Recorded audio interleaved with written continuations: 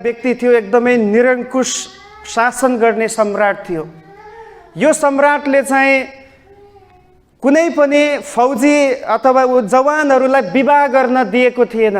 उसले विवाहलाई रोकिदिएको थियो। कारण चाहिँ बिहा गरेपछि श्रीमती हुन्छ, बच्चा हुन्छन्, उनीहरूले देशको लागि समय दिन छोडेर परिवारको लागि समय दिन्छन्, अरू कुरामा फिजिकल इमोसनल कुरामा उनीहरू बहकिन्छन् भनेर यति कठोर राजा थियो। बिहा नै उसले क्यान्सल गरिदियो। यदि काहीँ बिहा हुन्छ भने त्यो जोडीलाई तुरुन्तै फाँसी दिने यस्तो प्रकारको नियम यो सम्राटले बनायो। तर त्यो नियम के को खिलाफमा हो? बाइबलको खिलाफमा। किन परमेश्वरको वचनले विवाहको अनुमति दिएको छ, विवाह गर्नुपर्छ भनेर सिकाएको छ। यदि विशेष विवाह नगरिकन जिउने बोलावट छैन भने चाहिँ विवाह गर्नुपर्छ।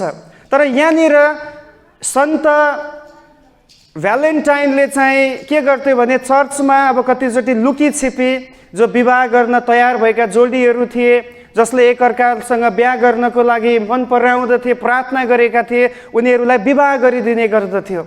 अनि त्यो कुरा जब यो सम्राटले सुन्दछ, यो सम्राटले सुनिसकेपछि उसले एकदमै आक्रोशित भएर, रिसाएर, क्रोधित भएर यो सन्तलाई, यो प्रिस्टलाई, त्यो पुजाहारीलाई त्यहाँनिर बलि चढाएको छ।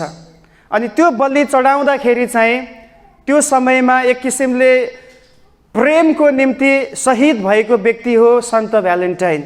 अनि त्यही समयदेखि अब पछि गएर युरोपियन राष्ट्रहरूमा एकदमै यसलाई चाहिँ अब एउटा प्रेम दिवसको रूपमा घोषणा गरियो। तर अहिले जसरी मान्छेहरू जुन प्रकारको एउटा विकृति यो भित्र आएको छ, त्यो चाहिँ भ्यालेन्टाइनको अर्थ होइन।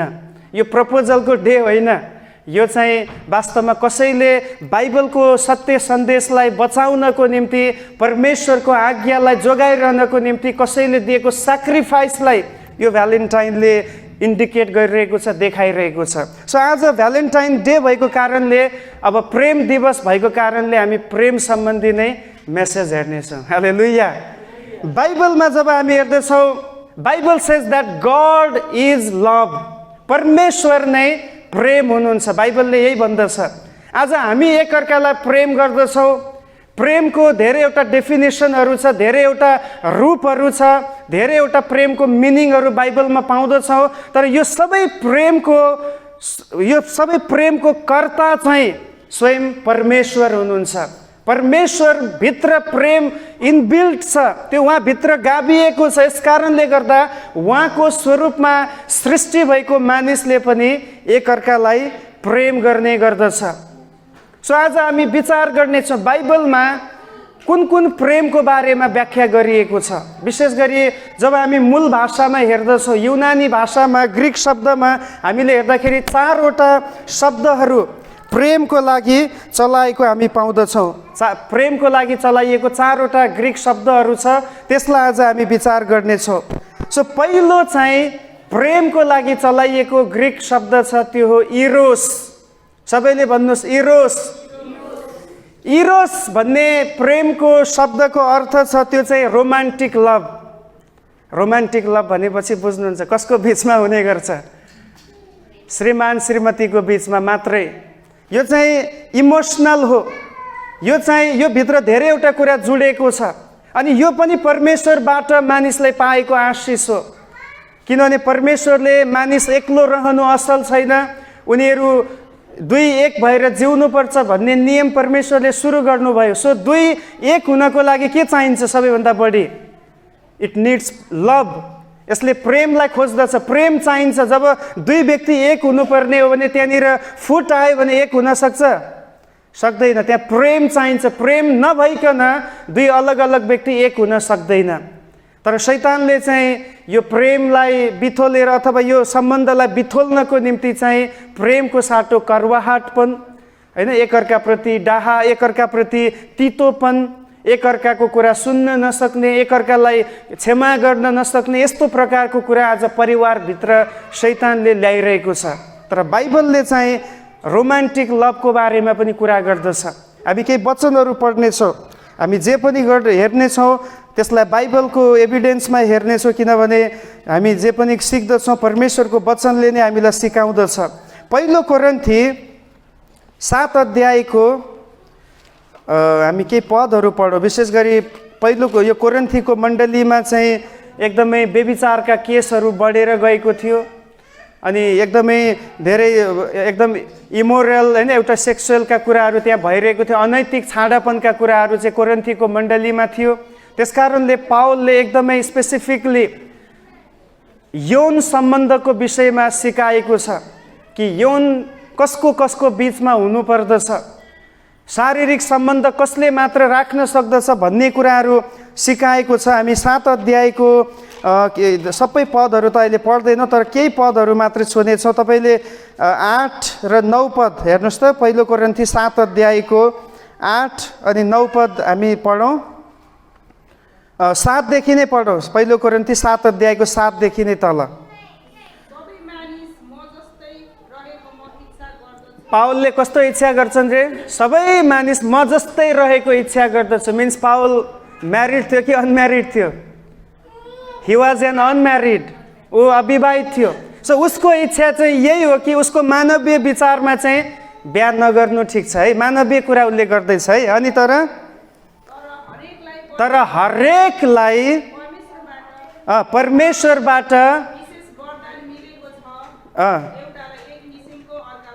हेर्नुहोस् अब उनले यो भन्दैछन् कि हरेकलाई परमेश्वरले अलग अलग वरदान दिनुभएको छ क्षमता दिनुभएको छ पावललाई परमेश्वरले विवाह नगरिकन आफ्नो जीवन अगाडि बढाउने क्षमता दिनुभयो त्यो धेरै महान कुरा हो तर यो सबैको लागि छैन त्यसकारण उनले चाहिँ आफ्नो सोचमा चाहिँ भन्दैछ यदि तिमी प्रभुको सेवा गर्न चाहन्छौ फुल्ली भने यदि परमेश्वरको त्यो बोलावट तिमीमा छ भने बिहा नगरी बस्नु तिम्रो लागि उचित हो जसरी म बसेको छु तर सबैको लागि त्यो सम्भव छैन अनि त्यसपछि तल पढ्नुहोस् त 8 मा यहाँ कसलाई त्यहाँ इन्डिकेट गरिएको छ एउटा चाहिँ अविवाहितहरू जोहरू विवाह गर्नको लागि प्रार्थना गर्दै हुनुहुन्छ सोच बनाउँदै हुनुहुन्छ धेरै कम हुनुहुन्छ है यहाँ अब अनलाइनमा पनि सबै विवाहित नै हुनुहुन्छ त्यस्तो हुनुहुन्न सो पहिलो चाहिँ अविवाहितहरूको लागि र दोस्रो चाहिँ विधवा भनेपछि अब विधवा पनि खासै हुनुहुन्न 1-2 जना मात्रै जसको अब श्रीमान बितिसक्नु भएको छ अब त्यसको पनि एउटा उमेर त्यहाँ तोकिएको छ पावलले भन्छ 60 वर्षभन्दा मुनिकोलाई विधवा सूचीमा नराख्नु मिन्स 60 वर्षभन्दा मुनिको स्त्री जसको श्रीमान बितेको छ यदि प्रभुले अगुवाई गर्नुहुन्छ यदि व्यवहारिक कुरा मिलाउन सक्छ भने विवाह गर्न सक्ने अनुमति बाइबलले दिएको छ 60 वर्ष नागिसकेपछि फेरि नगर्नु ठिक छ है किनभने त्यहाँ फेरि त्यो हुन सक्दैन रोमान्सका कुरा हुन सक्दैनन् भन्न खोजेको छ ओके अब तल पढ्नुहोस् त सक्छौ भने चाहिँ अविवाहित रहनु असल हो रे अनि तर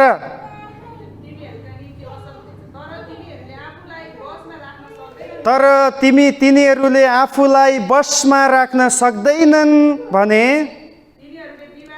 तिनीहरूले के गरून् रे विवाह गरून् यो बाइबलको आज्ञा हो सो यो प्रेम परमेश्वरबाट श्रीमान श्रीमतीको लागि दिएको कुरा हो यहाँ चाहिँ तिनीहरूले विवाह गरून् भनेको छ ताकि उनीहरूले आफूलाई बसमा राख्न नसकेको कारणले परीक्षामा परेर पापमा फसेर परमेश्वर रहित हुनुभन्दा बरु विवाह गरेर परमेश्वरको कायदा कानुनभित्र रहेर जीवन जिउनु असल हो भनेर सिकाइएको छ बसमा राख्ने भन्ने कुरा केलाई बसमा राख्ने कुरा यहाँ चाहिँ हाम्रो इमोसनलाई बसमा राख्ने कुरा हो अब विशेष गरी व्यभिचारको केसहरू चाहिँ जब एउटा व्यक्तिले आफूलाई कन्ट्रोल गर्न सक्दैन ऊ बहकिएर जाने गर्छ शरीरको अभिलाषाको निम्ति जब ऊ प्रेरित भएर अगाडि बढ्छ उसले पाप गर्दछ त्यसले परमेश्वरलाई ठेस पुर्याउँदछ र बाइबलले भन्दछ कोरिन्थीकै पत्रले 2 ठाउँमा भनेको छ जुनसुकै पाप पनि मान्छेले गर्छ त्यो शरीर बाहिरको पाप हो तर जसले व्यभिचार गर्दछ अनैतिक सम्बन्ध बनाउँदछ परमेश्वरले तोक्नु भएको नियमभन्दा फरक किसिमको रिलेसनसिपलाई बिल्डअप गर्दछ त्यसले चाहिँ आफ्नै शरीरको विरोधमा पाप गर्दछ सो यो इरोस भन्ने प्रेम चाहिँ केवल श्रीमान र श्रीमतीको बीचमा हुने प्रेम मात्रै हो यो त्योभन्दा बाहिरको लागि दिएको छैन अब तपाईँ बुझ्दै हुनुहुन्छ म के भन्दैछु यो चाहिँ यौनको कुरा यसमा आउँदछ तपाईँको भावना साटासाट गर्ने कुरा आउँदछ जो चाहिँ केवल परिवारभित्र श्रीमान श्रीमतीको बीचमा मात्रै मिल्दछ अनि त्यसपछि तल अझै किनभने किन विवाह गर्नुपर्छ रे? किनभने काम वासनामा जल्नुभन्दा विवाह गर्नु असल हो। अब धेरै क्याथोलिक चर्चहरूमा ननहरू हुने गर्छन्, उनीहरूले भन्छन् कि हामी बिहा नै गर्दैनौँ, जीवनभरि हामी बिहा नगरी बस्छौँ। तर पछि धेरै सुन्नमा आउँछ ऊ योसँग फादरसँगै व्यभिचारमा फस्यो अरे, अरू कोसँग नराम्रो कर्ममा फस्यो। बाइबलले सिकाएकै छैन त्यो कुरा। सबैजना नन बन्नुपर्छ भनेर बाइबलले सिकाएकै छैन।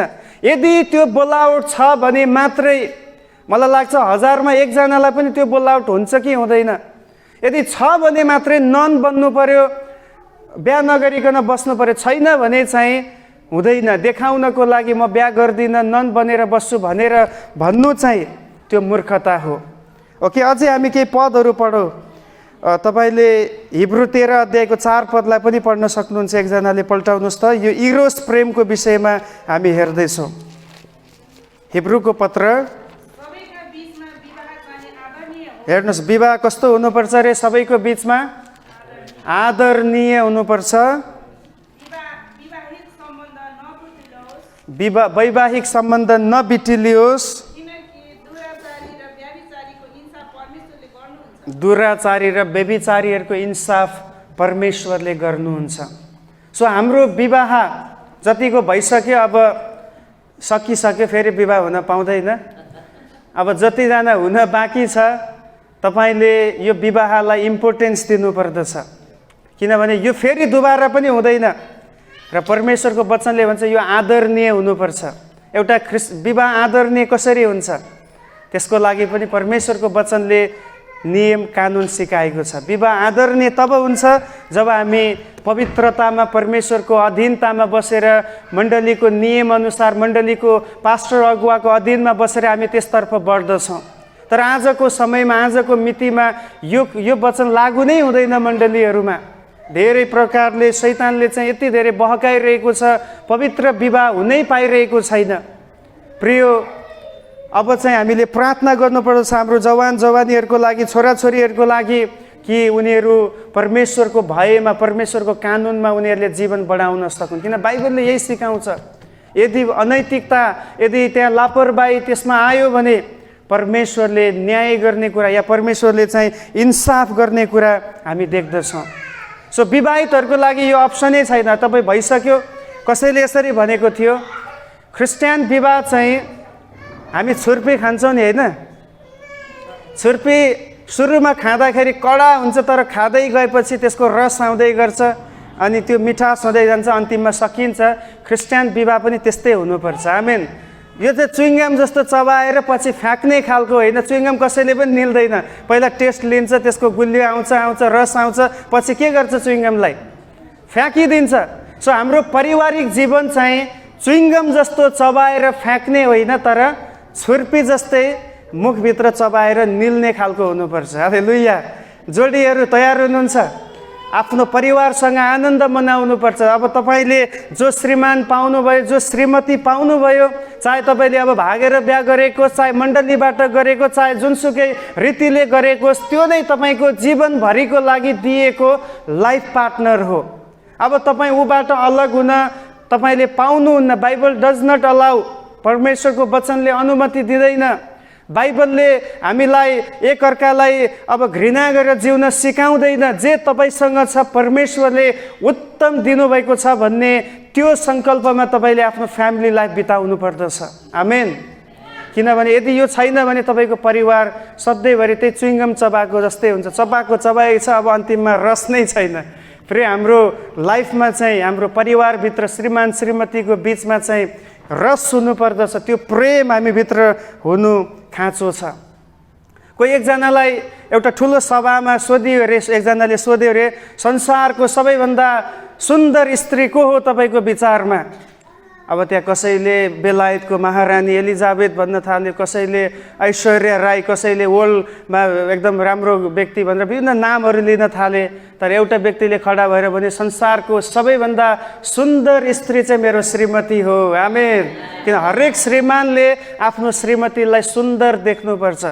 अरूको श्रीमतीलाई सुन्दर देख्यो भने समस्या हुन्छ। प्रिय, तपाईँलाई परमेश्वरले जे दिनुभएको छ त्यो उत्तम दिनुभएको छ। सो आज भ्यालेन्टाइनको डेमा आफ्नो श्रीमतीलाई तपाईँ आई लभ यु भन्न सक्नुहुन्छ। बिहा भएकाहरूले मात्र, बिहा नभएकोले भन्ने अनुमति छैन। जसको भएको छ तपाईँले उसलाई प्रेम आदान प्रदान गर्न सक्नुहुन्छ। बाइबलमा हामी हेर्छौँ श्रेष्ठ गीतको पुस्तकमा यही दुलहा र दुलहीको प्रेमको वार्तालाप भएको छ। त्यहाँ चाहिँ एक किसिमले रोमान्टिक लभको बारेमा बताइएको छ। अनि त्यहाँ अक्सर के बताइएको छ, श्रीमानले श्रीमतीको तारिफ गर्छ, तिम्रो आँखा यस्तो, तिम्रो कपाल यस्तो, तिम्रो जिउडाल यस्तो, तिम्रो बोली यस्तो। श्रीमानले या दुलहाले दुलहीलाई तारिफ गरिरहेको छ अनि त्यसपछि दुलहीले दुलहालाई तारिफ गरेको छ। हो एक्ज्याक्टली हाम्रो कपल्सको बिचमा, हाम्रो फ्यामिलीमा, श्रीमान श्रीमतीको बिचमा यही हुनुपर्छ। आमेन। टोक्ने अनि ठेस पुर्याउने, झार्ने, उसलाई लगाउने, उसलाई गिराउने, उसलाई खसालेर कुरा गर्ने, तर एकले अर्काको तारिफ गर्न सुरु गर्नुहोस्। फ्यामिली त्यत्तिकै बिल्डअप हुन्छ, त्यत्तिकै तपाईँको परिवारमा शान्ति बग्न थाल्दछ। हालेलुया। सो बाइबलले हामीलाई विवाह कस्तो हुनुपर्छ भनेर सिकाउँदैछ। उपदेशकको पुस्तक 9 अध्यायको 9 पदलाई पनि हामी पढ्नेछौँ। उपदेशकको पुस्तक र हितोपदेशका पुस्तकको लेखक सबैभन्दा बढी बिहा गरेको व्यक्तिले लेखेको पुस्तक है। अनि उसँग अनुभव प्रशस्तै थियो, त्यस कारण उसको अनुभवबाट यी कुराहरू उनले भन्दैछ। पढ्नुहोस् त 9 पदमा।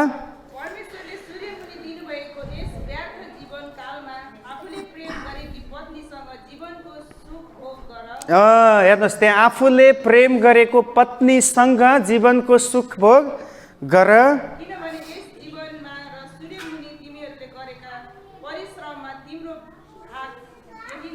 त्यही नै हुन्छ। भनेपछि जे तपाईँले आफ्नो परिवारभित्र जति तपाईँले आनन्द मनाउन सक्नुभयो त्यही तपाईँको उपलब्धि हो। अरू तपाईँले जेसुकै कमाउनुहोस्, जेसुकै गर्नुहोस्, त्यो सबै एक दिन छोडेरै जानुपर्छ। जुनसुकै बिल्डिङ बनाउनुहोस्, जुनसुकै ठाउँमा तपाईँ जतिसुकै प्रगति गर्नुहोस्, त्यो सबै कुरा तपाईँले सूर्यमुनि छोडेरै जानुपर्छ। तर जुन समय तपाईँले आफ्नो परिवारसँग बिताउनु भएको छ हुन पाओस्, यो एकदम क्वालिटी टाइम बन्न पाएकोस्। अनि तपाईँको छोराछोरीले पनि भन्न सकोस्, म चाहिँ भविष्यमा गएर मेरो मम्मी, मेरो बुवा जस्तै एउटा मोडलमा बन्न सकौँ। जब मेरो विवाह हुन्छ, मेरो छोराछोरी हुन्छ, उनीहरूको अगाडि मेरो मम्मी र मेरो पापा जस्तै म पनि उदाहरण बन्न सकौँ भनेर त्यो एउटा उदाहरण मातापिताले, श्रीमान श्रीमतीले आफ्नो घरमा आज बनाउन सक्नुपर्दछ। अक्सर परिवारभित्र फाटो हुने कुरा, कपल्समा फाटो ल्याउने कुरा अरू केही पनि हो। तपाईँ एकअर्कालाई राम्रो देख्न सुरु गर्नुहोस्, एकअर्काको गुणलाई तपाईँ केलाउन सुरु गर्नुहोस्। 50% भन्दा बढी समस्याहरू त्यत्तिकै समाधान भएर जान्छ। समस्या यस कारणले बढ्दैछ, यस कारणले तपाईँको परिवारभित्र चिसोपना आउँदैछ किनभने तपाईँले एकअर्कालाई जहिले पनि दोषको आत्माले हेर्दै हुनुहुन्छ। यसको यो कमजोरी छ, यसको यो कुरा छ, यो यस्ती छ, यो उस्तो छ भनेर जहिले पनि एकअर्काको कमजोरीलाई तपाईँमा निहाल्दै हुनुहुन्छ। आजदेखि तपाईँले चेन्ज गर्नुहोस् आफ्नो माइन्डसेटलाई। तपाईँले आफ्नो श्रीमतीमा भएको असल पक्षहरूलाई देख्न सुरु गर्नुहोस्, श्रीमानमा भएको असल पक्षहरूलाई देख्न सुरु गर्नुहोस्, त्यसको विषयमा तारिफ गर्नुहोस्।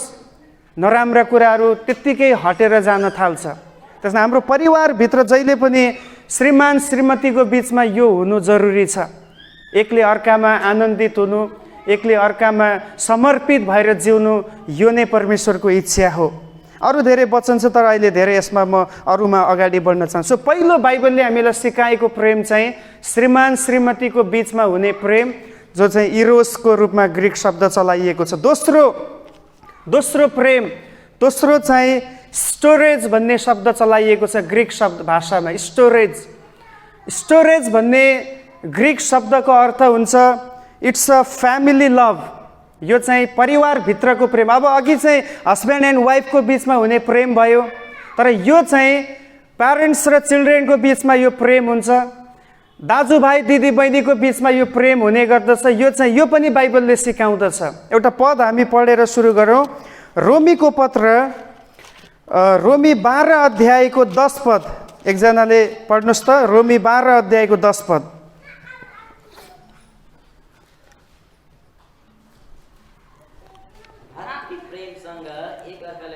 भातृ प्रेमसँग एकअर्कालाई प्रेम गर, आफूलाई भन्दा बढी अरूलाई आदर गर। यो चाहिँ परिवारभित्रको कुरा यहाँ आएको छ। हामी परिवारभित्र अब को हुन्छ, त्यहाँ हजुरबा हजुरआमा हुन्छ, काका काकी, अरू धेरै रिलेटिभ्सहरू जोडिएको हुन्छ, अनि बुवा आमा छोराछोरी नाति नातिना पनि त्यहाँ हुने गर्छ। यो बिचमा हुने प्रेमलाई पनि बाइबलले सिकाएको छ, जो चाहिँ स्टोरेज भन्ने शब्द चलाइएको छ। अब एकअर्कालाई हामीले आदर गर्ने कुरा यसमा आउँदछ, एकअर्कालाई हामीले सम्मान गर्ने कुरा। अब सम्मान गर्नु भन्नाले चाहिँ के हुन्छ भन्दाखेरि उसको कुरालाई पनि मान्यता दिनु। यदि तपाईँ कसैलाई आदर गर्नुहुन्छ, मानिलिनुहोस् तपाईँ धेरै जस्तो ड्युटी गर्नेहरू हुनुहुन्छ, तपाईँ ड्युटी गर्ने ठाउँमा तपाईँ माथि अफिसर हुनुहुन्छ, अफिसरले भनेको कुरालाई तपाईँ पालना गर्नुपर्छ, तपाईँले आदर गर्नुहुन्छ, त्यसलाई पालना गर्नुहुन्छ। अफिसरले बोल्दै गर्दा तपाईँ उतातिर फर्किनुहुन्न, तपाईँ एकदम अटेन्सनमा रहेर त्यो कुरालाई सुन्ने गर्नुहुन्छ। किन तपाईँको अफिसर हो, आदर गर्नुपर्दछ। बाइबलले त्यही भन्छ, परिवारभित्र पनि आमा बुवा छोराछोरीको बिचमा, दाजुभाइको बिचमा, दिदी बहिनीको बिचमा पनि एकले अर्काको कुरा सुन्नु, एकले अर्कालाई आदर गर्ने त्यो स्वभाव चाहिँ हाम्रो परिवारभित्र हुनुपर्दछ। आजको सोसल मिडियाले यो कुराहरू बिगार्दैछ। कसैले भन्दै थियो, अस्ति मात्र एउटा परिवारमा गएको थिएँ, उहाँहरूको सबैजना मोबाइल चलाउने, अनि छोराले भन्छ अरे मलाई आज खाजामा यो बनाइदिनुहोस् भनेर आमालाई व्हाट्सएप गर्छ अरे, गएर मुखमुखै पनि भन्दैन, व्हाट्सएपमा भन्छ अरे मलाई आज टिफिनमा यो बनाइदिनुहोस्। अनि त्यसपछि उसलाई टिफिन बनाएर तयार गरे, ऊ कोठामै बसेर खाँदैछ, काम उसको त्यहाँबाट हुन्छ, व्हाट्सएपमा गर्छ कि आजको सब्जीमा त नुनै लागेको रहन्छ, व्हाट्सएपमा गएर कुराकानी हुँदैछ। अनि यसले चाहिँ कतिचोटि हाम्रो परिवारभित्रको जुन एउटा शोभा छ, परिवारभित्र जुन एउटा हुनुपर्ने एउटा जो हार्मोनी छ, त्यसलाई चाहिँ यसले ब्रेक गर्दैछ। जति सक्दो परिवारभित्र तपाईँ रहँदाखेरि चाहिँ यो मोबाइललाई एकछिन साइडमा राख्नुहोस्। अब विशेष गरी बाइबलले हामीलाई सिकाउने कुरा चाहिँ परिवारसँगै बसेर खाना खानु, यो पनि एउटा आशिष हो होइन। कतिचोटि अक्सर बिजी परिवारमा के हुने गर्छ भने एकजनाले खाना खान्छ, फेरि अर्को आउँछ खान्छ, यता पकाउने पकाएको पकाइ, खाएर खाने खाएको खाइ, गएको गई, भाँडा माझ्ने माझेको माझे। त्यो बाइबलले सिकाउँदैन। जब एटलिस्ट तपाईँ दिनमा एक टाइमको खाना, दिउँसो भ्याउनुहुन्न द्याट्स फाइन, तर रातिको खाना जहिले पनि एउटै टेबलमा बसेर सबैजना सँगै खाने गर्नुहोस्। त्यो पनि एउटा फेलोसिप हो, त्यो पनि एउटा सङ्गति हो। परिवारसँगै खाना खाँदै कुराकानी गर्दै अगाडि बढ्नु, त्यो पनि एउटा प्रेम हो, आदान प्रदान हो। तर अक्सर यो कुरा हुनै छोडिसकेको छ। पहिलो त म बिजी छु भन्ने मानसिकता, दोस्रो चाहिँ अब सोसल मिडियामा यति धेरै इन्गेज हुन्छ, केही काम पनि छैन, फेरि गर्न चाहिँ के गर्दैछ, फेसबुक हेरेर बसेको छ, भिडियो चलाएर बसिरहेको छ, अनि अरू व्हाट्सएपमा च्याटिङ हुँदैछ, तर परिवारको लागि दिनुपर्ने समयहरू दिन सकिरहेको अवस्था छैन। हुन पाओस् बाइबलले हामीलाई पारिवारिक प्रेमको विषयमा पनि सिकाउँदछ। एफिसी 5 अध्याय र 6 अध्यायमा हामीले हेर्दाखेरि त्यहाँ चाहिँ परिवारको एउटा अर्डर त्यहाँ हामी पाउँछौँ। कसको अधीनमा बस्नुपर्छ, कसले कसलाई सम्मान गर्नुपर्छ। विशेष गरी 5 अध्यायको 22देखि 6 अध्यायको 4 पदसम्म हेऱ्यो भने चाहिँ पहिला चाहिँ पति पत्नी सम्बन्धी अर्ती त्यहाँ दिएको छ, त्यसपछि त्यहाँनिर छोराछोरी र मातापिता सम्बन्धी अर्ती दिएको छ। यदि तपाईँ बाइबलको रुल्सलाई, बाइबलको वचनलाई एकदमै ठिकसँग पालना गर्नुभयो भने सुन्दर स्वर्ग तपाईँकै घर बन्नेछ। आमेन। किन बाइबलले हामीलाई त्यो सिकाएको कुरा हाम्रो परिवारमा पालनै भएको छैन, त्यसकारण हाम्रो घर नरक भएको छ। यदि तपाईँको घरलाई तपाईँ स्वर्ग बनाउन चाहनुहुन्छ भने यो एफिसी 5 को 22देखि 6 अध्यायको 3 पदसम्म 4 पदसम्म भनेका कुरालाई पालना गर्नुहोस्, स्वर्ग तपाईँको घरमा ओर्ली आउनेछ। किन त्यो माहौल त्यस्तो बन्नेछ। जब विचार गर्छौँ, म बाइबलमा हेर्दै थिएँ, स्वर्गमा पनि कतिवटा अफिसहरू छ। अफिस भन्नाले फेरि यहाँ जस्तै अफिस भन्न खोजेँ, तर स्वर्गले केही कुराहरूलाई एकदम फोकस गर्छ। पहिलो चाहिँ परिवारलाई फोकस गर्छ स्वर्गले। अनि एफिसी 5 अध्यायको एउटा पद मात्र पढ्न चाहन्छु। त्यहाँनिर के लेखेको छ भने मण्डली, हाम्रो परिवार पनि एउटा रहस्य हो भनेर त्यहाँ बताइएको छ। पक्नुहोस् है, तपाईँ त्यो पद जस्तै म पाउँछु तपाईँलाई भन्दैछु। हजुर पढ्नुहोस् त। एकैछिन। 32 पद, 5 अध्यायको 32 पद हेर्नुहोस् त। यो एउटा गम्भीर रहस्य, परिवार एउटा रहस्य हो, इट्स अ मिस्ट्री। अनि हेर्नुहोस्, भनेपछि हाम्रो परिवार पनि केसँग तुलना गरिएको छ? ख्रिस्ट र मण्डलीसँग तुलना गरिएको छ। ख्रिस्ट र मण्डलीको सम्बन्ध कस्तो छ? शिर र अरू शरीरको अङ्गको जस्तो छ। यो एकदमै जोइन छ, एकअर्कामा गाँसिएको छ। त्यस्तै परिवार पनि हो रे। भने बाइबलले जहिले पनि परिवारलाई फोकस दिएको छ, तर हाम्रो चाहिँ ध्यान परिवारबाट बाहिर निक्लिएको छ। परिवार तपाईँको र मेरो सफल भएन, हाम्रो परिवार एउटा स्तरीय परिवार भएन भने कुनै पनि कुरामा हामी सफल हुन सक्दैनौँ, हाम्रो गवाई रहन सक्दैन। त्यस कारण हाम्रो जहिले पनि फोकस चाहिँ परिवार हुनुपर्दछ फर्स्ट, होइन? मैले अक्सर भन्ने गर्छु, पहिलो हाम्रो प्रायोरिटी परमेश्वर हुनुहुन्छ, त्यसपछि दोस्रो परिवार हुनुपर्छ। यदि परिवार बिग्रियो भने सेवा पनि बिग्रिन्छ। धेरै बिजी पास्टर अगुवाहरूको यही प्रब्लम हो। उनीहरू सेवा त धेरै छ, तर परिवार नै बिग्रिएको छ। छोरा नै नराम्रो काम गर्दै हिँड्दैछ, अनि उसले के सेवा गर्ने? त्यहाँ जहिले पनि दोस्रो चाहिँ परिवारलाई फोकस गर्नुहोस्। परिवारभित्र बाइबलले भनेको जस्तै यो स्टोरेज, यो लभ तपाईँको परिवारभित्र आउन सकोस्। छोराछोरीले तपाईँलाई आदर गर्ने वातावरण बनाउनुहोस्। त्यसको लागि तपाईँ आफ्नो स्ट्यान्डर्डमा रहनुपर्छ। यदि आमा बुवा आफ्नो स्ट्यान्डर्डमा रह्यो भने छोराछोरी पनि आफ्नो स्ट्यान्डर्डमा बस्नेछ। आमा बुवाले नै स्ट्यान्डर्ड छोडेर लापरवाही हुन थाल्यो भने छोराछोरी त्यत्तिकै लापरवाही हुन सुरु गर्नेछ। त्यसमा परमेश्वरले चाहनु भएको दोस्रो प्रेम चाहिँ हाम्रो परिवारभित्रको प्रेम हो। तपाईँ एफिसीको, अहिले म सबै पद पढ्दिनँ किनभने यो लामो जानेछ। यहाँ एकदमै राम्रोसँग बताइएको छ कि छोराछोरीलाई हामीले कसरी हुर्काउनु पर्ने, हामी कस्तो आमा बुवा बन्नुपर्ने, त्यो त्यहाँ लेखिएको छ। अनि त्यति मात्र होइन, अझ 5 देखि तल पढ्यो भने चाहिँ त्यहाँ चाहिँ मालिक र कमाराको बिचको सम्बन्ध पनि बताइएको छ। मालिक हो भने उसको स्ट्यान्डर्ड के हो, कमारा कमारी हो भने उनीहरूको स्ट्यान्डर्ड के हो, या हामी कसैको नोकरी गर्छौँ भने हाम्रो फर्ज के हो त्यो नोकरीप्रति, त्यो कामप्रति, त्यो जहिले पनि बाइबलले जोड दिने गर्दछ। त्यस कारण दोस्रो प्रेम चाहिँ यही हो। बाइबलमा केही उदाहरणहरू छ। याकुबले आफ्नो छोराहरूलाई, आफ्नो सन्तानलाई धेरै माया गर्थे भनेर लेखिएको छ। जब उनको छोराहरू टाढामा गए, 11 जना छोराहरू टाढामा जाँदाखेरि त्यो माया भएको कारणले त उनले योसेफलाई उनीहरूको हालचाल पुछ्नको लागि पठाएको थियो। एउटा राम्रो उदाहरणीय बुवा याकुब हुनुहुन्छ, जसले आफ्नो 12 जना छोराहरूलाई वास्ता गर्दै थिए, प्रेम गर्दै थिए। अनि नयाँ नियममा अझ एउटा राम्रो उदाहरण, मार्था र मरियमले आफ्नो भाइ लाजरसलाई के गर्थे? प्रेम गर्थे। लाजरस बिरामी पर्दाखेरि उनीहरू साह्रै अफसोस गर्न थाले। अनि येशूकोमा खबर पनि पठाए कि तपाईँले प्रेम गरेको तपाईँको चेला बिमारी परेको छ, आउनुहोस्। त्यति बेला येशू पनि तुरुन्त आउनु भएन। अनि त्यसपछि केही दिनपछि लाजरस के भयो? मर्यो।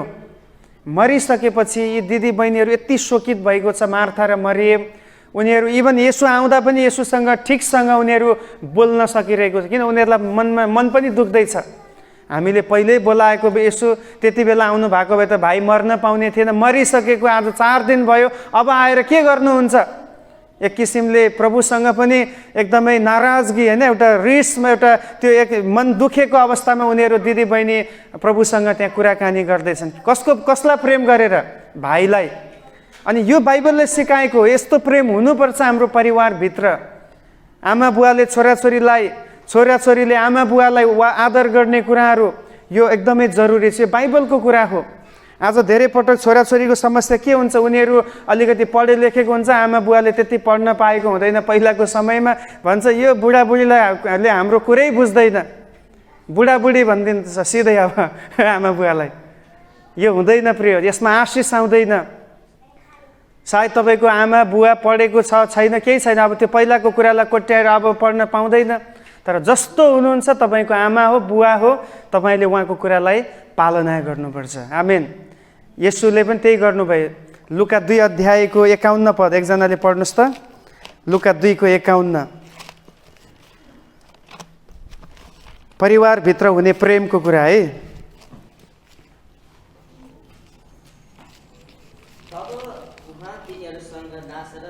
उहाँ भन्नाले को? प्रभु येशू ख्रिस्ट। र तिनीहरू भन्नाले को? उहाँको आमा बुवा, होइन, मरियम, योसेफ। उहाँ येशू ख्रिस्ट आफ्नो आमा बुवासँग कहाँ जानुभयो रे? नासरतमा जानुभयो। उहाँले यो भन्नु भएन कि म त मानिस जातिलाई उद्धार गर्न आएको, मलाई तपाईँहरूसँग सरोकार छैन। ही डिडन्ट से। उहाँले यस्तो भन्नु भएन। उहाँले त्यसलाई फिल गर्नुभयो कि म त मानिस पनि हो, म त छोरा पनि हो, म त कसैको दाइ पनि हो, त्यसकारण मेरो भूमिका छ मेरो घरमा। उहाँ आफ्नो आमा बुवासँग नासरतमा जानुभयो जब उहाँ 12 वर्षको उमेरमा हुनुहुन्थ्यो। अनि त्यसपछि हेर्नुहोस् के हुनुभयो रे? आज्ञाकारी। छोराछोरीले भन्न सक्नुहुन्छ म मेरो बुवा आमाको आज्ञाकारी भएर जिउनेछु। आशिष त्यहीँ बग्छ प्रिय। यदि तपाईँ आफ्नो आमा बुवाको अधीनमा बस्नुहोस्, आज्ञाकारी हुनुहोस्, तपाईँले प्रभु मलाई आशिष दिनुहोस् भन्नै पर्दैन, आशिष आउँछ। किन बाइबलले त्यही कुरा भन्छ, जसले आफ्नो आमा बुवालाई आदर गर्छ त्यसको 4थो पुस्तासम्म म आशिष दिनेछु। हालेलुया। तर जसले आफ्नो आमा बुवालाई अनादर गर्छ, उनीहरूको आज्ञालाई मान्दैन, उनीहरूको विरोधमा हिँड्दछ, उनीहरूको कति पुस्तासम्म श्राप आउनेछ। त्यसमा प्रिय बाइबलले एकदम स्पष्टसँग बताउँछ। येशू स्वयं पनि उहाँको दुईटै लाइफमा हामी देख्छौँ, आत्मिक लाइफमा पनि उहाँ पिताको अधीनमा हुनुहुन्थ्यो हैन। येशू ख्रिस्टमा दुईटा पर्सनालिटी थियो, एउटा चाहिँ डिभाइन, एउटा उहाँ चाहिँ आत्मिक पनि हो, अर्को शारीरिक पनि हो। शारीरिक जीवनमा हुँदा पनि उहाँ आफ्नो प्यारेन्ट्सको अधीनमा बस्नुभयो। अहिले लुका 2:51 त्यसको प्रुफ हो।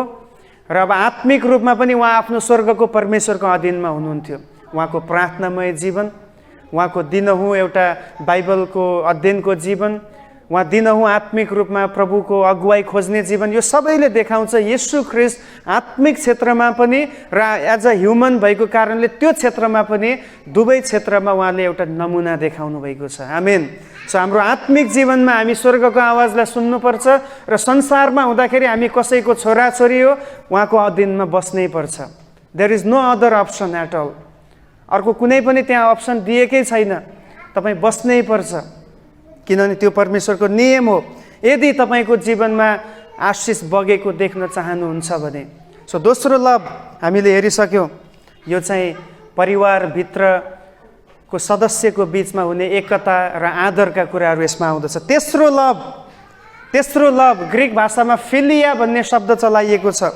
Brotherly love, philia. फिलोस तपाईँले शब्द पाउनुहुन्छ बाइबलमा हैन। फिलोस भन्ने शब्द फिलियाबाट आएको हो। अनि यसले चाहिँ भातृ प्रेमलाई देखाउँदछ। यो चाहिँ अब तपाईँ र म बिचमा हुने प्रेम। हामी शारीरिक रूपमा एउटै परिवार होइन, तर आत्मिक रूपमा एउटै परिवार हो। तपाईँ मेरो दिदी बहिनी दाजुभाइ हुनुहुन्छ, आमा बुवा हुनुहुन्छ, त्यसकारण हामी बिचमा हुने एक आपसमा हुने प्रेम हो। यो चाहिँ हाम्रो छिमेकीसँग गरिने प्रेम हो। यो चाहिँ हाम्रो साथीभाइहरूसँग गरिने वास्ताका कुराहरू, यो प्रेम चाहिँ फिलियो चाहिँ। अनि बाइबलले यसलाई पनि जोड दिएको छ। एउटा पद हामी पढौँ, यूहन्ना 13:35 पद। यूहन्ना 13:35। जुममा हुनेहरूले मलाई राम्रोसँग सुन्दै हुनुहुन्छ भने यसो हात हल्लाइदिनुहोस्। ओके, हुन्छ, धन्यवाद। ओके, हजुर पढ्नुहोस्। यदि तिमीहरूले एक अर्कालाई, यहाँ चाहिँ परिवारको कुरा होइन, यहाँ चाहिँ श्रीमान श्रीमतीको होइन, तर एक अर्का भन्नाले आफ्नो मानिसहरूसँग, आफ्नो दाजुभाइसँग, छिमेकीसँग तिमीले प्रेम गर्यौ भने यसैबाट सबैले जान्नेछन् कि तिमीहरू मेरा चेलाहरू हौ। आमेन। सो एउटा चेलाले के गर्नुपर्छ? एक अर्कालाई प्रेम गर्नुपर्दछ। प्रेम। येशू आफैले पनि प्रेम गर्नुभयो। अब उहाँले कति हदसम्म प्रेम गर्नुभयो, यहाँको कन्टेक्स्ट तपाईँलाई थाहा छ। उहाँले आफ्नै चेलाहरूको गोडा धुनुभयो, झुक्नुभयो, आफ्नै चेलाहरूको खुट्टालाई पुछिदिनु भयो, जबकि एउटा नोकरले गर्ने काम हो यो, मालिकले गर्ने काम होइन। यदि उहाँ गुरु र प्रभु भएर उहाँले आफ्नो चेलाहरूलाई सेवा गर्नुभयो, उनीहरूको निम्ति आफ्नो प्राण समेत दिनुभयो भने अब तपाईँ र म त वास्तवमा नोकरको स्थानमा छ, हामी मालिकको स्थानमा छैनौँ हैन। हामी कसैलाई मेरो सेवा गर भनेर भन्ने स्थानमा हामी छैनौँ। येशूले चाहिँ भन्न सक्नुहुन्थ्यो, किनभने उहाँ त्यहाँ हुनुहुन्थ्यो र पनि उहाँले हामीलाई सिकाउनको निम्ति गोडा धुनुभयो भने आज तपाईँ र म कतिको अरूलाई सेवा गर्न सक्छौँ, कतिको हामी अनकन्डिसनल लभ देखाउन सक्छौँ। अक्सर हामीले एकअर्काको निम्ति प्रार्थना पनि गर्छौँ, त्यसमा पनि केही स्वार्थता लुकेको हुने गर्छ। एकअर्काको लागि केही गर्न खोज्छौँ, त्यहाँ पनि हामीले सोच्छौँ मैले यति गरेँ, उसले मलाई कति गर्ला त। अब या उसले मलाई त्यो दिनमा गरेको थियो मैले पनि त गर्नु पर्यो नि त। यो कन्सेप्टमा हामी धेरैचोटि एकअर्कालाई प्रेम गर्ने गर्छौँ। तर यहाँ चाहिँ हामीले निस्वार्थ भएर एकअर्कालाई प्रेम गर्ने कुरा, एकअर्काको निम्ति समर्पित हुने कुरा यहाँ बताइएको छ। महान आज्ञा नै त्यही त छ, आफ्नो छिमेकीलाई, आफ्नो दाजुभाइलाई कसलाई जस्तै? आफैलाई जस्तै। यसको धेरै ठुलो व्याख्या छ है। एउटा व्यक्तिले आफूलाई कस्तो प्रेम गर्छ त्यस्तै प्रेम उसले अरूलाई गर्नु पर्यो। यही हो भातृ प्रेम भनेको। अस्तिको हप्ता हामीले कुन मण्डलीको बारेमा सिक्दै थियौँ? सन्डे कुन? लखनऊ नेपाली मण्डलीको बारेमा कलसीको मण्डलीको बारेमा। अनि त्यो कलसीको मण्डलीमा एक्चुअली त्यही फिलियो लभ थियो। त्यहाँको विश्वासीहरूले के गर्थे अरे? एकअर्काप्रति प्रेम देखाएका थिए। उनीहरूको प्रभुप्रतिको विश्वास र एकअर्काप्रतिको प्रेमको विषयमा बताइएको छ। अब हामी कलसीमा त नजाउँ, तर थेस्लोनिकीमा जाउँ एकचोटि। पहिलो थेस्लोनिकी 1 अध्यायमा पनि हेर्नुहोस्, त्यहाँको मण्डलीले पनि एकअर्कालाई प्रेम गर्दथ्यो भनेर लेखिएको छ। थेस्लोनिकी, पहिलो थेस्लोनिकी 1 अध्यायको 2 देखि तल।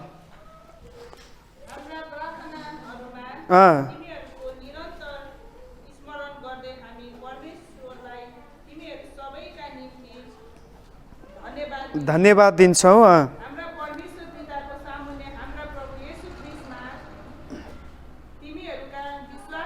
पहिलो विश्वासको काम, अनि दोस्रो के अरे? प्रेमको परिश्रम, सम्झन्छौँ। तेस्रो आशाको धैर्य। जो कलसीको मण्डलीमा थियो एक्ज्याक्टली त्यही 3वटै कुरा थेस्लोनिकीको मण्डलीमा पनि हामी देख्छौँ। पहिलो चाहिँ विश्वासको काम, उनीहरू जे पनि गर्थे प्रभुमाथि विश्वास गरेर काम गर्थे। दोस्रो चाहिँ प्रेमको परिश्रम, प्रेममा परिश्रम गर्थे। प्रेमको परिश्रम भन्दाले एकअर्कालाई उनीहरू सेवा पुर्याउँथे, एकअर्काको निम्ति उनीहरू जिउने गर्दथे। धेरै भयो उनीहरू आफ्नो लागि जिएको, तर जब प्रभु उनीहरूको जीवनमा आउनुभयो उनीहरूले डिसिजन गरे कि अब हामी आफ्नो निम्ति जिउने छैनौँ, हामी जसलाई आवश्यक पर्छ उसको निम्ति जिउने छौँ। पास्टरसिप वास्तवमा अब एउटा पास्टरको जीवन पनि यसैको लागि डेडिकेट भएको हुन्छ। अब उसले आफ्नो लागि सोच्ने उसलाई समय हुँदैन। एक्चुअली म विचार गर्ने गर्छु, बिहानदेखि रातिसम्मको मेरो सेड्युल हेर्न थाल्यो भने एकदम कम मात्रामा छ जब मैले मेरो लागि समय खर्च गरेको। अब यहाँ तपाईँहरू हुनुहुन्छ, उहाँ अर्को एउटा हिन्दी चर्च पनि जिम्मामा छ, 2टा चर्चलाई हेर्नुपर्छ। कहिले कहिले कन्फ्युज हुन्छ, नेपालीसँग बोल्दा नि हिन्दीमा बोलिरहेको हुन्छ, कहिले उता नेपालीमा प्रचार गर्दा हिन्दी शब्द आउँछ, किन अब कन्फ्युज हुन्छ। अब एउटै दिमागमा कतिवटा कुरा राख्ने, कति अटाउने भने। अब त्यस्तै अब सबैजना पास्टरसिपमै त हुन सक्दैन होला, पास्टरसिपकै बोलाउट सबैलाई छैन, तर हरेक विश्वासी पास्टरले गर्ने जस्तै सेवा गर्नुपर्दछ। आमेन। अरूको लागि हामी समर्पित हुन सक्नुपर्दछ। पास्टर भन्ने टाइटल एकजनाले पाए होला मण्डलीमा, या अब धेरै ठुलो मण्डली भएपछि अरू पनि टाइटल आउन सक्छ, तर हरेक विश्वासमा आएको व्यक्ति, उद्धार पाएको व्यक्तिले यो टाइटल नपाए तापनि उसले पास्टरीय सेवा गर्नुपर्छ। जरुरत पर्दाखेरि त्यहाँ खडा हुनुपर्छ। कुन ठाउँमा तपाईँको रोल फिट हुन्छ तपाईँले त्यसलाई बुझेर तपाईँ त्यहाँ उपलब्ध हुनुभयो भने त्यही हो पास्टरको सेवा भनेकी। त्यस कारण आज तपाईँ र ममा पनि यो थेस्लोनिकीको मण्डली जस्तै भातृप्रेम हामीमा भरिपूर्ण भएको होस्। रोमी 5:5ले भन्छ यो प्रेम चाहिँ हामी आफै गर्न सक्दैनौँ, किनभने हामी त अझै पनि स्वार्थी छौँ, हामीमा अझै पनि अभिलाषाहरू काम गर्दछ। तर जब पवित्र आत्मा हामीभित्र रहनुहुन्छ, उहाँको आवाज हामी सुन्छौँ, यो पवित्र आत्माले हामीलाई भातृप्रेम गर्न सिकाउनुहुन्छ। आमेन। यो पवित्र आत्माले हामीलाई अगुवाई गर्नुहुन्छ कि कहाँनिर तिमीले सेवा पुर्याउनु पर्दछ। त्यस कारण हुन पाओस् हामी अझ धेरै यो आखिरी दिनहरूमा पवित्र आत्माको आवाजलाई सुन्न सुरु गरौँ। उहाँले हामीलाई प्रेमको सेवामा बढाएर लैजानुहुनेछ। थेस्लोनिकीको मण्डली जस्तै, कलसीको मण्डली जस्तै हाम्रो बारेमा परमेश्वरले गवाही दिन सक्नुभएको होस् कि यो मण्डली सेवाको निम्ति, प्रेम गर्ने कुराको निम्ति नमुनाको मण्डली हो। हालेलुया। यो हुनु खाँचो छ। पुरानो नियममा दाउद सबैभन्दा फेभरेट क्यारेक्टर सबैको। अनि तर त्यही फेभरेट क्यारेक्टरलाई यता राजा साउलले मनै पराउँदैन। अनि मन नपराउनुको कारण चाहिँ के थियो भन्दाखेरि त्यहाँ भिडले तारिफ गर्छ, साउलले चाहिँ हजारौँ हजारलाई मारे रे, दाउदले चाहिँ लाखौँ लाखलाई मारे रे। अब अलरेडी एउटा सिनियर राजाको अगाडि ऊभन्दा जुनियर व्यक्तिको तारिफ हुँदाखेरि उसले सहन सक्दैन। त्यसपछि उसले दुश्मनी राख्न सुरु गर्यो। सबैको फेभरेट राजा दाउद, साउलले चाहिँ अब उसलाई हेट गर्न सुरु गर्दछ। त्यसपछि उसलाई मार्नको निम्ति अनेक रणनीति बनाउँछ। एक दिन चाहिँ एउटा भोज आयोजना गर्छ दरबारमा राजा साउलले, अनि त्यो भोजमा दाउदलाई पनि बोलाइएको हुन्छ।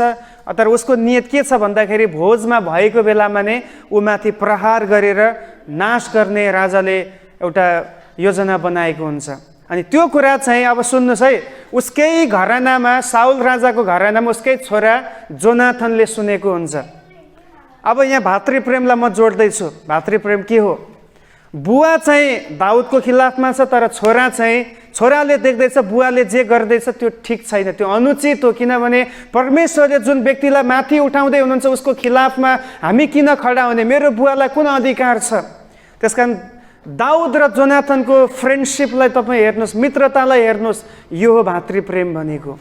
आज तपाईँले र मैले पनि संसारमा घृणा गरेका व्यक्तिहरू, तिरस्कृत भएका व्यक्तिहरूलाई जसरी जोनाथनले दया देखाएर दाउदलाई टिठ्याएको छ, उसको प्राणलाई बचाएको छ, तपाईँले र मैले पनि आज एकअर्कालाई बचाउनु पर्दछ, टिठ्याउनु पर्दछ। शैतानले नाश गर्न खोजेकाहरूलाई यदि हामी प्रेम देखाएर अगाडि बढ्यौँ भने उनीहरूले जीवन पाउनेछ। हालेलुया, उनीहरू प्रभुको राज्यमा आउन पाउनेछ। यदि अख्रिस्टियनहरूले प्रभुलाई चिन्न पाउँछ भने त्यसको लागि एउटै मात्र हो, त्यो विश्वासीको प्रेम, अरू केही पनि छैन। यदि हामी प्रेममा हामी अगाडि बढेनौँ भने चाहिँ हामी कसैलाई पनि जित्न सक्दैनौँ। आत्मा जित्नको लागि सबैभन्दा पहिला चाहिने हतियार भनेकै प्रेम हो। प्रभु येशू ख्रीष्टले पनि त्यही नै चलाउनु भएको छ।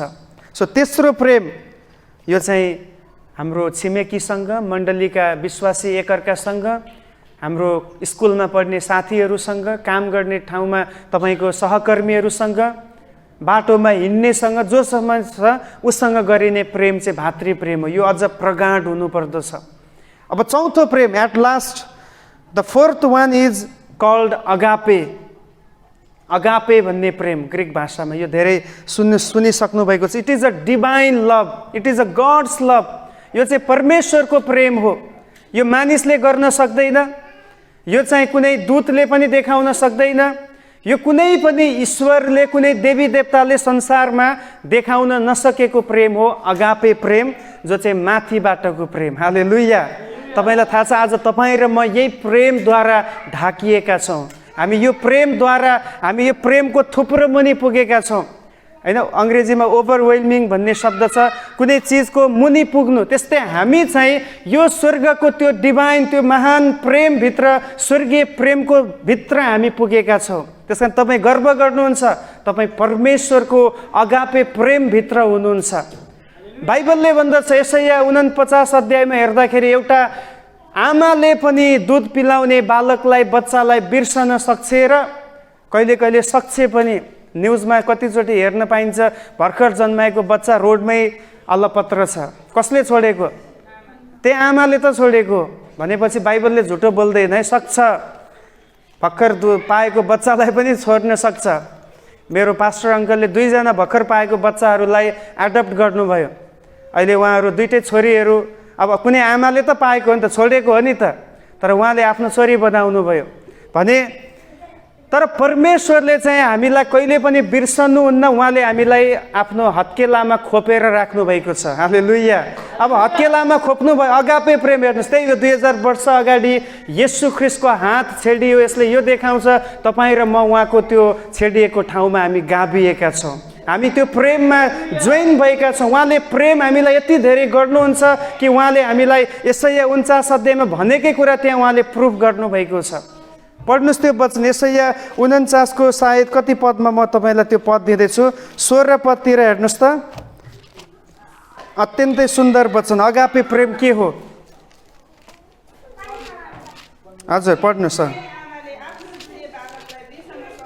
के कुनै आमाले आफ्नो दुधे बालकलाई बिर्सन सक्छ र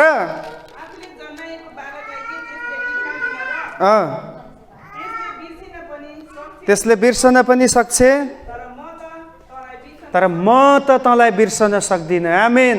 आज भ्यालेन्टाइनको डेमा यो वचनलाई तपाईँ पक्राउनुहोस्। तपाईँलाई यस्तो एउटा आशिक, यस्तो एउटा प्रेमी हुनुहुन्छ जसले तपाईँलाई जिन्दगीभर बिर्सनुहुन्न। तपाईँ जस्तो सुकै होस्, as you are, he loves you so much. तपाईँ जस्तो हुनुहुन्छ उहाँले तपाईँलाई प्रेम गर्नुहुन्छ। हामीले प्रेम गर्दाखेरि धेरैवटा लिस्ट हुन्छ, रिक्वायरमेन्ट हुन्छ, यो यो यो यो यो भयो भने म प्रेम गर्छु। गएको समयमा एउटा जोडीको लागि जोडी खोज्ने कुरा भयो। उमेर निकै बढिसकेको थियो त्यो बहिनीको, अनि जोडी खोज्दाखेरि अब हाम्रो अब एज अ पास्टर मेरो मनमा सधैँ बोझ हुने गर्छ कि कहिले उसको बिहा हुनुपर्ने हो। हिन्दी चर्चको कुरा गर्दैछु। अनि जोडी खोजे, ल्यायो, सबै कुरा भयो। अब भन्छ कि मैले खोजेको जस्तो केही कुरा नै पुरा भएन केटामा। शिक्षा पुगेन रे, उसको सुन्दरता अलि छैन रे, अलिकति मोटे मोटे थियो, उसलाई अब स्लिम चाहियो रे। अब त्यो रिक्वायरमेन्ट तपाईँ बुझ्दै हुनुहुन्छ। हाम्रो प्रेममा चाहिँ यो कुरा हुने गर्छ, यो हुनुपर्छ, यो हुनुहुन्न, यस्तो पढेको हुनु पर्यो, यस्तो ब्याकग्राउन्ड हुनु पर्यो। तर परमेश्वरले के भन्दै हुनुहुन्छ? एज यु आर, तिमी जस्तो छौ म तिमीलाई प्रेम गर्दछु। हालेलुया। तपाईँ र म यो प्रेम गर्ने परमेश्वरको छोराछोरी हौ। उहाँको अधीन, उहाँको समीपमा हामी ल्याइएका छौँ। त्यसकारण अब एउटा क्रिस्चियनले म एक्लो छु भनेर भन्नै पाउँदैन। किनभने तपाईँलाई प्रेम गर्ने प्रभु हुनुहुन्छ, तपाईँ एक्लो कसरी हुनुहुन्छ? तपाईँ एक्लो यस कारणले पर्नुभयो किन तपाईँले यो प्रेमलाई चाख्नै भएको छैन।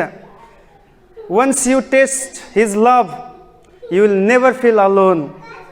तपाईँ उहाँको प्रेमलाई जब चाख्नुहुन्छ तपाईँ कहिले पनि एक्लो पाउनुहुने छैन। आमेन। किनभने उहाँले कहिले नछोड्ने गरी म प्रेम गर्छु भनेर उहाँले प्रमिस गर्नुभएको छ। सायद सम्बन्धहरू छुट्न सक्छ, सम्बन्धहरू तपाईँलाई छोडेर जान सक्छन्, तर एउटा परमेश्वर हुनुहुन्छ। आज भ्यालेन्टाइनको मेसेज यही हो कि God's loves us so much as we are. हामी जस्तो छौँ त्यस्तो अवस्थामै परमेश्वरले तपाईँलाई र मलाई प्रेम गर्नुहुन्छ। उहाँले यो भन्नुहुन्न पहिला यो खोलेर आइज, पहिला यस्तो बनेर आइज। तपाईँ आफूलाई जस्तो अवस्था हुन्छ त्यही अवस्थामा उहाँको हातमा दिनुहोस्। तपाईँले उहाँको प्रेमको सागरलाई तपाईँ देख्नुहुन्छ। हामी भजनमा गाउँछ होइन, उहाँको प्रेम कस्तो छ अरे? नाप्न नसकिने, गन्न नसकिने, आकाशभन्दा अग्लो, सागरभन्दा गहिरो, होइन, पहाडभन्दा ठुलो। अब यो हाम्रो मानवीय भाषामा ठुलो ठुलो कुरालाई ल्याए, तर त्योभन्दा पनि विशाल छ परमेश्वरको प्रेम। अनि कसरी एउटा क्रिस्चियन डिप्रेसनमा जान सक्छ? फेरि यदि यो परमेश्वरको प्रेमलाई चाखेको भने तपाईँलाई कसरी डिप्रेसन हुनसक्छ? जति पनि आज डिप्रेसनबाट गएकाहरू छ उनीहरू प्रेमै चाखेको छैन प्रभुको। डिप्रेसन भनेको एक्लै हुनु हो। जब एक्लो हुन्छ निन्द्रा लाग्दैन, खान मन लाग्दैन, चिन्तामा जान्छ। यसकारण तपाईँ डिप्रेसनमा जाँदै हुन्छ कि तपाईँले अहिलेसम्म प्रभुको प्रेमलाई नजिकबाट चाखेकै छैन। स्टार्ट गर्नुहोस् प्रभुको प्रेमलाई चाख्नको निम्ति, तपाईँको डिप्रेसन भागेर जान्छ। प्रतिदिन तपाईँ रमाहटको जीवन जिउन सुरु गर्नुहुन्छ। हालेलुया। किन प्रभुको प्रेमले हामीलाई त्यसको निम्ति योग्य बनाउँछ। 16 पदमा त्यसको पढ्नुहोस् त। आमेन। हेर मैले तँलाई मेरो हत्केलामा खोपेको छु। यो कहाँ पुरा भएको छ? प्रभु येशू ख्रिस्टको जीवनमा पुरा भएको छ। उहाँले त्यो किला उहाँको हातमा रोपियो। त्यसको पछाडिको कारण हामीलाई थाहा छ। उहाँले हामीलाई के गर्नुभएको थियो? प्रेम गर्नुभएको थियो। त्यही प्रेमको कारणले गर्दा उहाँ सेक्रिफाइस हुनुभयो। सो अगापे प्रेम जो छ यसले चाहिँ बलिदानलाई माग गर्दछ। बलिदानलाई यो चाहिँ अनकन्डिसनल हुने गर्दछ, शर्त रहित हुने गर्दछ। यो चाहिँ कुनै मेजरमेन्टमा हामी नाप्न सक्दैनौँ। यो चाहिँ नाप बिनाको यो प्रेम हुने गर्दछ। यो शुद्ध हुने गर्दछ, प्योर हुने गर्दछ, अनि यो पर्फेक्ट हुने गर्दछ। अगापे प्रेम हामीबाट पनि परमेश्वरले आज यो प्रेमको अपेक्षा गर्छ। जब हामी परमेश्वरलाई प्रेम गर्ने केसमा आउँछौँ त्यहाँ फिलियो प्रेम गरेर पुग्दैन। जो मानिसलाई गर्ने प्रेम परमेश्वरलाई गरेर पुग्दैन। इफ ही लभड अस, उहाँले यदि हामीलाई प्रेम गर्नुभयो भने अब हामीले पनि उहाँलाई प्रेम त्यही मात्रामा फर्काउन सक्नु पर्दछ। श्रीमान श्रीमतीको बीचको प्रेम परमेश्वरसँग काम लाग्दैन। परिवारभित्रको प्रेम परमेश्वरलाई गरेर पुग्दैन। अब चाहिँ उहाँले हामीबाट पनि he expects agape love from us. Hallelujah. उहाँले हामीबाट पनि यही अगापे प्रेमलाई माग गर्दै हुनुहुन्छ। त्यही कुरा हो योहन्ना 21 अध्यायमा प्रभुले के सोध्नुभयो पत्रुसलाई, के तिमी मलाई प्रेम गर्छौ? यहाँ येशूले भन्दै हुन्छ के तिमी मलाई मैले जस्तै प्रेम गर्छौ जब मैले तिमीहरूलाई गरेको छु अगापे प्रेम? पत्रुसले भन्छ हो प्रभु, म त प्रेम गर्छु, तपाईँको पछि लागेको छु। तर उसले वास्तवमा ऊ अगापे प्रेम गरेको थिएन। उसले भन्छ म जसरी मेरो चेला सङ्गी साथीहरूलाई प्रेम गर्छु त्यस्तै तपाईँलाई प्रेम गर्दैछु। त्यो त्यति प्रेम पुग्दैन प्रभुलाई। साथीसँग गर्ने मात्र प्रेम प्रभुलाई गरेर पुग्छ र? प्रभुले चाहिँ तपाईँको निम्ति आफ्नो हातमा किला रोपिन दिनुभयो, आफ्नो मुटुमा भाला रोपिन दिनुभयो। त्यति ठुलो प्रेम उहाँले गर्नुभयो, तपाईँ चाहिँ सानो प्रेम गरेर कहाँ पुग्छ त? तपाईँले पनि आज यो अनकन्डिसनल लभ उहाँलाई गर्नुपर्छ जसमा बलिदान रहेको हुँदछ, जसले बलिदानको माग गर्दछ। त्यसपछि दोस्रो पटक पनि प्रभु येशूले सोध्नुभएछ पत्रुसलाई, किन उसको आँखा अहिले पनि खुलेकै छैन। हामी लैलैमा येशूको पछि लागेपछि त सबै भइहाल्छ नि भन्ने सोचे, तर 3 चोटि त उसले धोका दियो प्रभुलाई। यदि अगापे प्रेम गरेको भए कसरी धोका दिन सक्छ? जसलाई प्रभु भनेर पछ्याएको छ पछि त भन्छ मैले चिनेकै छैन। को हो त्यो व्यक्ति? त्यो पनि कसको अगाडि? एउटा नोकर्नीको अगाडि, दासीको अगाडि भन्छ कि येशूको म त चिन्दिनँ हैट भनेर उसले उल्टो त्यहाँ हकारेको हामी पाउँछौँ। प्रभुले भन्दै हुनुहुन्छ तैँले मलाई अहिलेसम्म गरेको प्रेममा अगापे छँदै छैन। अब अरू व्यक्तिहरू येशूको पछि लाग्थे के उनीहरूले अगापे प्रेम गरेर येशूको पछि लागेको हो र? उनीहरू येशूको पछि लाग्थे आफ्नो फाइदा पुरा गर्नलाई। लङ्गडाहरू पछि लागे के को लागि? हिँड्नको निम्ति। अन्धाहरूले येशूलाई पुकारे के को लागि? प्रभु म तपाईँलाई प्रेम गर्छु भनेर कोही पनि लागेको छैन। अन्धा लाग्यो भन्छ प्रभु म देख्न सक्ने हुन सकौँ। प्रभु त अगापे प्रेम गर्ने हो, उहाँले भन्नुभयो ल देख्ने हैजा। तुरुन्त अन्धो देख्न थाल्यो। पक्षघातले पछिएको व्यक्तिलाई अब ऊ त येशू कहाँ जान सक्दैन, येशू नै ऊ ठाउँमा जानु भएर भन्नुभयो त आफ्नो खाट उठाएर हिँडेर गइहाल। तर यी व्यक्तिहरूले पछि फेरि प्रभुलाई त्यो अगापे प्रेम गरेको रेकर्ड हामी पाउँदैनौँ। तर हामी देख्छौँ जब प्रेरित 2 अध्याय आयो, को आउनुभयो? पवित्र आत्मा। हालेलुया। पवित्र आत्मा आउनु भएपछि मात्रै उनीहरूले अगापे प्रेम गर्न सिके। प्रेज द लर्ड। हाम्रो मानवीय शक्तिले, हाम्रो खुबीले हामी परमेश्वरलाई म प्रेम गर्छु भनेर परमेश्वरले खोज्नु भएको प्रेम हामी गर्नै सक्दैनौँ जबसम्म हामी पवित्र आत्माद्वारा भरिपूर्ण हुँदैनौँ। तर पछि गएर हेर्नुहोस् फेरि जतिजना पवित्र आत्माले भरिए उनीहरूले येशूलाई अगापे प्रेम गर्न सुरु गरे। येशूको निम्ति उनीहरू मर्न तयार भए। अघि मैले तपाईँलाई सन्त भ्यालेन्टाइनको कुरा गरेँ, ऊ येशूको निम्ति बलिदान भएको छ। त्यो हो अगापे प्रेम भनेको। केही पाउने होइन प्रेममा, केही दिने हो। It requires sacrifice. यसले बलिदानको माग गर्दछ। तर हाम्रो प्रेममा चाहिँ जहिले पनि हामी माग गर्दछौँ मलाई देऊ, यो चाहिन्छ, ऊ चाहिन्छ भन्ने हाम्रो माग हुने गर्छ। हाम्रो जुन एम्बिसनहरू छ त्यसलाई पुरा गर्नको लागि हामी प्रेम गर्ने गर्दछौँ। तर यहाँ चाहिँ बलिदानको लागि त्यागिएको छ। अनि यही परमेश्वरले पनि आज तपाईँ र मबाट चाहनुहुन्छ हामी सबैभन्दा बढी उहाँलाई प्रेम गर्न सकौँ। र यदि उहाँलाई प्रेम गर्छौँ भने त्यो कसरी प्रमाण हुन्छ? प्रार्थनामा मात्र सीमित हुन्छ र प्रभु म तपाईँलाई प्रेम गर्छु सीमित हुन मिल्छ? प्रेम गर्ने व्यक्तिको जीवनबाट देखिनै पर्दछ। आज सबैजनाले प्रभुलाई अगापे प्रेम गरेको भए चर्चमा ठाउँ पनि हुँदैन थियो होला। माफ गर्नुहोस् अनलाइनमा भएकाहरूलाई भनेको होइन, यहाँहरूको परिस्थिति म बुझ्छु। यदि हामी परमेश्वरलाई पहिलो प्रेम गऱ्यौँ, अगापे प्रेम गऱ्यौँ भने चाहे गर्मी, अब अस्तिको समयमा एकदम जाडो थियो, 10 बजे सङ्गति चल्थ्यो उता हिन्दी चर्चमा, आधी मान्छे नै आउँदैन। अनि पछि फोन गऱ्यो के भयो, क्या हुआ भैया, क्या हुआ भनेर सोध्यो भने भन्छ बहुत ठन्डी थिए। यदि अगापे प्रेम गरेको भए त्यो ठन्डीले के गर्न सक्छ? हालेलुया। अगापे प्रेम हामी भित्र आयो भने चाहे हामी बिरामी भएर घरमा बसेको भए पनि हामी घिस्रिँदै भए पनि मण्डलीमा प्रभुलाई आराधना गर्न पुग्नेछौँ। आमेन। त्यसमा यो अगापे प्रेम हामीमा परमेश्वरप्रति आउनु खाँचो छ, यो पवित्र आत्माले मात्रै हामीभित्र उत्पन्न गर्न सक्नुहुन्छ। आज धेरै व्यक्तिहरू आफ्नो काममा व्यस्त छ, आफ्नो कुरामा उनीहरू हराइरहेको छ। उनीहरूलाई सोध्यो भने उनीहरूको बहाना एकदम सलिड बहाना हुन्छ, ओहो मेरो यो थियो, मेरो त्यो थियो। म बुझिहाल्छु उनीहरू प्रभुलाई प्रेमै गर्दैन। अगापे प्रेम गर्ने भएको भएदेखि उनीहरूको जेसुकै होस्, त्यहाँ जतिसुकै घाटा लागोस् त्यसलाई हटाएर उनीहरू आराधनामा आउने सक्ने थिए। आज परमेश्वरले पत्रुसलाई सोधेको प्रश्न इन्डिभिजुअल्ली हरेक उद्धार पाएको व्यक्तिलाई सोध्दै हुनुहुन्छ कि तिमी मलाई प्रेम गर्छौ? Do you love me? पत्रुसले जस्तै हामी प्रभु म प्रेम गर्छु नभनौँ, तर आफूलाई जाँचौँ कि म साँच्चै नै मेरो प्रेममा बलिदान छ, प्रभुको निम्ति म के बलिदान गर्न तयार छु। मेरो समय, मेरो ट्यालेन्ट्स, मेरो शक्ति, मेरो पैसा, मेरो खुबी, यो प्रभुले चाहनु भएको छ। प्रिय, यो प्रेम गर्छु भन्ने भाषा बोल्न बन्द गर्नुहोस्। यो धेरैले बोल्छ, तर गरेर देखाउँ हामी अब, किन परमेश्वरले त्यही खोज्नु भएको छ।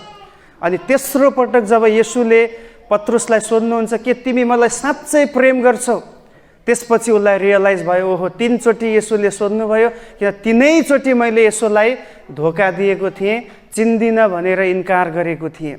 त्यसपछि उसले त्यहाँ पश्चाताप गर्छ, भन्छ प्रभु म पापी हो, मबाट गइजानुहोस्। उसले आँसु खसाल्दछ। सायद जिन्दगीमा पहिलो पटक पत्रुसको आँखाबाट आँसु खस्दैछ है। त्योभन्दा पहिला त एकदम हिरो बन्ने व्यक्ति, जहाँ पनि हाइलाइटमा आउने व्यक्ति, तर अहिले पहिलोचोटि उसले रियल रिपेन्टेन्स यहाँ गर्दैछ, पश्चाताप गर्दैछ, प्रभु म पापी हो। आज यदि तपाईँ यो प्रेममा बाँधिनु भएको छैन, परमेश्वरलाई अगापे प्रेम गर्न सक्नु भएको छैन, आज पश्चाताप गर्नुहोस्। प्रभुको आत्माले तपाईँलाई नयाँ ऊर्जा दिनुहुनेछ तपाईँको हरेक सिचुएसन्समा परमेश्वरलाई प्रेम गर्नको निम्ति। आउनुहोस् हामी एकछिन सबैजना प्रभुको उपस्थितिमा खडा हुनेछौँ र तपाईँ जतिजना जुममा हुनुहुन्छ तपाईँ पनि आफ्नो ठाउँमा प्रार्थना गर्नु।